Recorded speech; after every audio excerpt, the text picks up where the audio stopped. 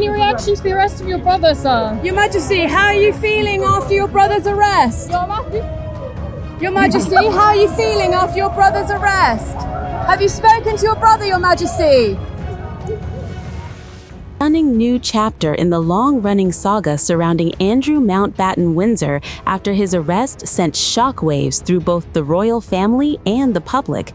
What's unfolding behind palace walls may be just as dramatic as the arrest itself, with reports of crisis meetings, rising panic, and fears of what could come next. The arrest of disgraced royal and former Prince Andrew has triggered what insiders describe as one of the most serious crises to hit the monarchy in years.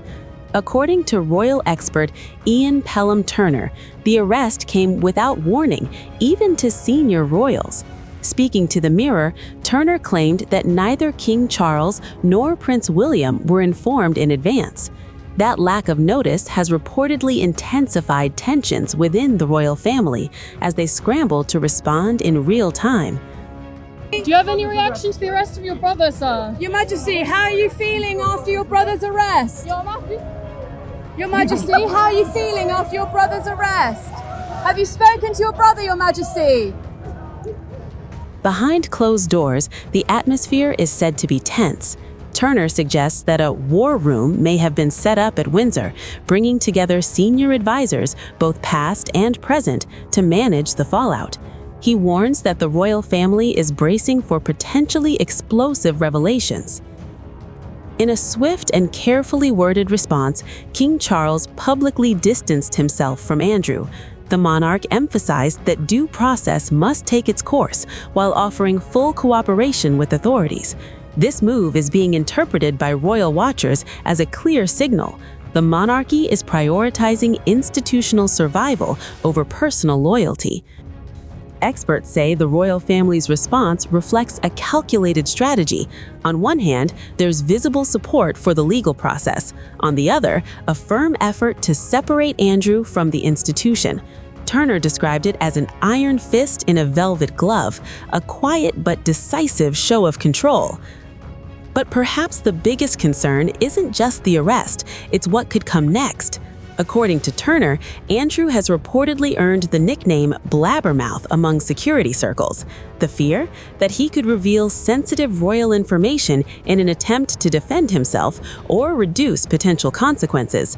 If that happens, the fallout could extend far beyond one individual, impacting the entire institution. Legal experts say the arrest is a significant step, even though Andrew has now been released without charge. Dr. Tom Frost tells People magazine that an arrest allows police to question a suspect under caution and potentially search properties for evidence. The investigation reportedly centers on alleged misconduct during Andrew's time as the UK's trade envoy between 2001 and 2011, a role that gave him global access and influence. The situation has also reignited criticism from anti-monarchy groups, including Republic, which has long pushed for greater accountability. Turner claims their pressure played a role in bringing the investigation to this point. Meanwhile, scenes outside Buckingham Palace have turned chaotic, with global media swarming for answers as the story continues to unfold. For now, Andrew Mountbatten-Windsor remains free without charge, but firmly under investigation. The key question is no longer just about legal outcomes. It's about reputation, damage control, and whether the monarchy can weather yet another storm tied to one of its most controversial figures. As the investigation deepens, the pressure is mounting, not just on Andrew Mountbatten-Windsor, but on the royal family itself. Because in a crisis like this, what's said behind palace doors could matter just as much as what happens in court. Absolutely. I think it's a domino effect right now. I think we should absolutely commend the king, and we should commend the UK on how they've been handling the situation thus far. I can only relate in certain ways with how hard that would be to go up against one of your own relatives, specifically your brother. But yes, I think we have a long way to go here. There are dominoes that need to continue to fall here. My sister named over 40 men in her depositions. I think she's case in point where she's proven to be a truth teller.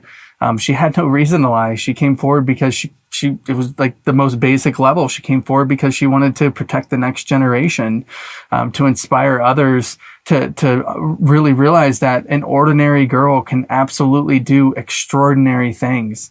And she's proving that to the world today. So I hope that we take a closer look at Virginia's depositions. I think we should take a closer look at our survivor sisters and their depositions and what they've given already to our own government. And at this point, the real question is, when are we going to start believing survivors? I would say on this side of the pond in the US, in our very own backyard, we have seen far less action, and it is quite shameful on our part. Just coming back from the Pam Bondi hearing and just the lack of respect and acknowledgement that Pam Bondi owes survivors, it's so very clear. And so what I would say on our end is that the Department of Justice needs to finish this job and do it correctly, right? We need to continue to protect the survivors.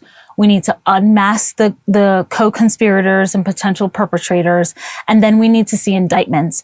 We need to see further investigations like the UK, like Norway, right? I mean, we're talking about the UK that maybe has a small handful of people that are implicated versus the United States, who potentially has dozens of names of men, of perpetrators. And so we need to do our job here. It's the least that we can do for her, right? She spent her entire life protecting her little brother, protecting her family, protecting everyone's children, future, protecting her survivor sisters. And, there's this sense of obligation to her legacy, to her work that, we're determined to see through. We're determined to pull her across that finish line, even if she's not here, to pull her survivor. Today was a win for all survivors out there. I want to use this moment to say Virginia did this for you.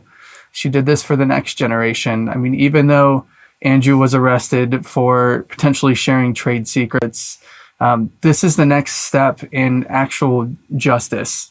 If these men were potentially capable of harming or violating the most heinous act that you can do out there with sexual assault, what else are they going to be capable of?